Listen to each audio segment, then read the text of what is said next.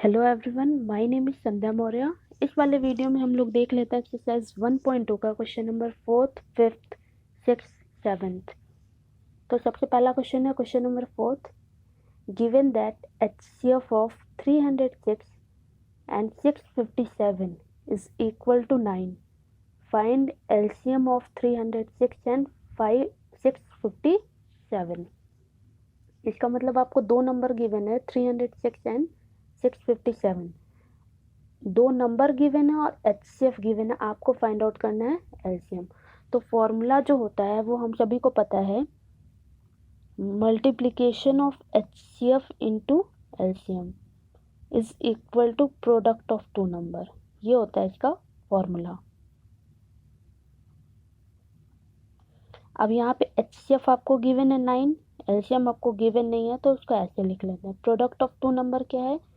306 into 657, ये दो number हो गए। तो LCM हम कैसे निकालेंगे? इसको यहाँ पे क्रॉस मल्टीप्लाई करके नीचे लिख देंगे। 306 इंटू 657 डिवाइडेड बाई 9। जब हम इसे कैंसिल करेंगे तो 9 से ये कैंसिल हो जाएगा, कितनी बार जाएगा? यहाँ से 4 जाएगा, और सॉरी 9 से सबसे पहले 3 बार जाएगा। 9 3 ज़ा 27 और 3 6 बचेगा, 9 4 ज़ा 36, तो 34 आ जाएगा। तो यहाँ पे आ गया 34 इंटू 657। जब इस दोनों को मल्टीप्लाई कर देंगे तो हमारा आंसर आ जाएगा 22338। ये आप रफ में मल्टीप्लाई करके देख सकते हैं। अब हम अपना देख लेते हैं question number 5th। Question number 5th में बोला गया है, चेक वेदर 6 का power n can and with the digit 0 for any natural number n। यहाँ पे आपको बोला गया 6 का पावर n, क्या वो 0 डिजिट से एंड होगा? इसका मतलब यूनिट डिजिट उसकी 0 हो सकती है या नहीं। यहाँ पे n जो है वो नेचुरल नंबर है।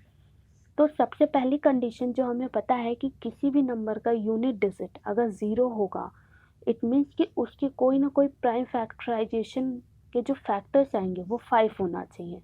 अगर कोई फैक्टर 5 होगा तो 5 आप किसी भी मल्टीप्लाई करोगे तो 0 आ जाएगा। या फिर 2 इंटू 5 हो, 2 इंटू 5 मीन्स 10, या फिर तो 2 इंटू 5 के फॉर्म में हो, या फिर उसका एक फैक्टर कितना होना चाहिए? 5 होना चाहिए। सिर्फ एक फैक्टर 5 की बात की गई है। तो कंडीशन हम लिख लेते हैं, if any number ends with digit 0, then it must have one prime factors as 5।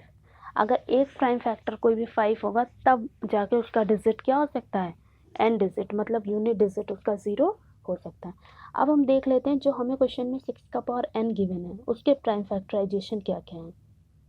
तो प्राइम फैक्टराइजेशन ऑफ 6 का पावर n, 6 को हम कैसे लिख सकते हैं? 2 इंटू 3। n जो है उसको पावर में ही रहने दें। 6 को हमने कर दिया 2 इंटू 3, 2 इंटू 3 क्या हो जाता है? यहाँ पे 6 हो जाता है। तो 6 का पावर n हो गया। यहाँ हम देख सकते हैं कि एक तो फैक्टर 2 है, दूसरा 3 है, बट यहाँ कोई भी फैक्टर 5 नहीं है। इसका मतलब यहाँ कोई फैक्टर 5 नहीं है, इसका मतलब ये इसकी यूनिट डिजिट क्या हो सकती है? 0 नहीं हो सकती। तो हम यहाँ पे लिखेंगे कि इसकी डिजिट जो है n डिजिट वो 0 नहीं हो सकती है। देयरफॉर 6 का power n can not be and with digit 0 for any natural number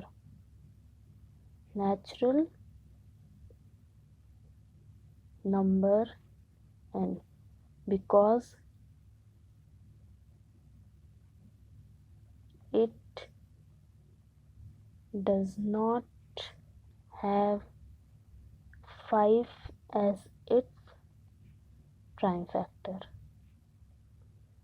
इसके प्राइम फैक्टर में कहीं भी 5 नहीं आ रहा है, इसका मतलब इसका एंड डिजिट 0 नहीं हो सकता है। इस तरह से हम इसको एक्सप्लेन करेंगे। अब हम अपना देख लेते हैं क्वेश्चन नंबर 6। क्वेश्चन नंबर 6 में बोला गया है explain why 7 into 11 into 13 plus 13 and 7 into 6 into 5 into 4 into 3 into 2 plus 5 are composite numbers। आपको ये एक्सप्लेन करना है, ये जो दो नंबर के फॉर्म गिवन है, एक आपका ये, दूसरा आपका ये वाला, ये कंपोजिट है क्यों। तो सबसे पहले हम देखते हैं कंपोजिट नंबर। कंपोजिट नंबर्स वो नंबर्स होते हैं जिनके 1 और इटसेल्फ के अलावा कोई और फैक्टर्स हो, वो होते हैं हमारे कंपोजिट नंबर। या फिर हम ये कह सकते हैं जिनके 2 से ज़्यादा फैक्टर्स हो, वो कंपोजिट नंबर होते हैं। तो हम इसके देख लेते हैं फैक्टर्स कितने आ जा रहे हैं। सबसे पहले हमारा जो है 7 into 11 into 13 plus 13। अब यहाँ पे प्लस है, बाकी सब में क्या है मल्टीप्लाई, तो हम यहाँ से कॉमन कर लेते हैं 13 को, तो यहाँ बच गया 7 into 11, 13 को कॉमन किया, यहाँ हो गया +1। अब ये 13 है, 7 into 11 कितना हो गया 77 + 1, इसका मतलब 13 into 77 + 1 मीन्स 78। अब हम यहाँ जो देख रहे हैं वो ये है कि 13 into 78 जो आ रहा है, इसके 2 फैक्टर्स तो हैं, बट इसमें कोई भी फैक्टर 1 नहीं है और नंबर नहीं है। इसका मतलब इसके जो 2 फैक्टर्स हैं वो ना ही 1 है या फिर नंबर इटसेल्फ है, तो ये क्या हो जाएगा, therefore it is a composite number. ये आपका हो जाएगा composite number, therefore it is a composite number. Next वाला हम देख लेते हैं 7 into 6 into 5 into 4 into 3 into 2 into 1 plus 5। यहाँ प्लस 5 है तो 5 को क्या कर लेते हैं common, 7 into 6 into 4 into 3 into 2 plus 1।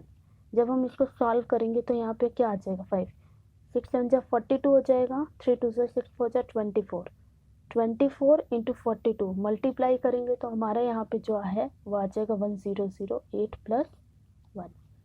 इसका मतलब 5 into 1009।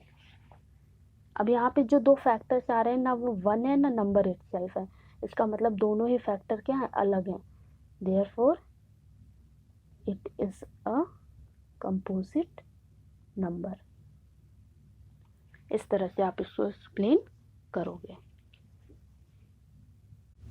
ये हमारा क्वेश्चन नंबर 7। क्वेश्चन नंबर 7 में क्या पूछा गया है, there is a circular path around a sports field, Sonia take 18 minutes to drive 1 round of the field while Ravi takes 12 minutes for the same.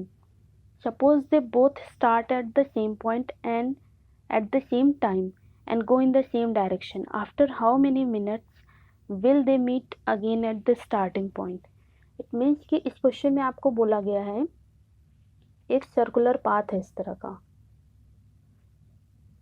एक ही पॉइंट से एक ही टाइम पे एक ही डायरेक्शन में 2 लोग राउंड लेना शुरू कर रहे हैं। एक है जिसमें से सोनिया और दूसरा आपको बोला गया है रवि। तो यहाँ पे बोला गया है सोनिया अगर इसका राउंड लेती है तो उसको एक राउंड लेने में लगेगा 18 मिनट। सोनिया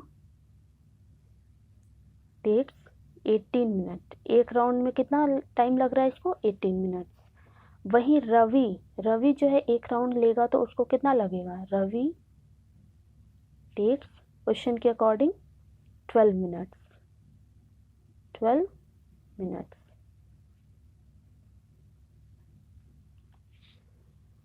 अब आपको ये बोला जा रहा है कि कितने मिनट बाद वो फिर से एक ही पॉइंट पे मिल जाएंगे, फिर से एक ही स्टार्टिंग पॉइंट पे मिलेंगे।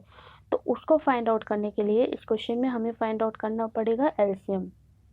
तो दे मीट आफ्टर वो किसके बराबर हो जाएगा वो एलसीएम के बराबर। एलसीएम किसका 18 और 12 का, 18 12। तो 18 के फैक्टर्स निकाल लेते हैं, क्या हो जाएंगे 2 इंटू 3 इंटू 3। 12 के फैक्टर्स 2 इंटू 2 इंटू 3। तो यहाँ पे एलसीएम इसका क्या आ जाएगा, यहाँ पे एलसीएम निकालने के लिए 2 का मैक्सिमम पावर कितना होगा, यहाँ पे 2 होगा और यहाँ पे 2 इंटू 3 का स्क्वायर। इस तरह से हम इसको लिख सकते हैं। तो यहाँ पे एलसीएम जो है वो कितना हो जाएगा 2 का स्क्वायर इंटू 3 का स्क्वायर मीन्स 4 इंटू 9। 9 4 सा कितना हो गया 36 मिनट। तो आंसर कितना हो जाएगा, दे मीट आफ्टर 36 मिनट्स।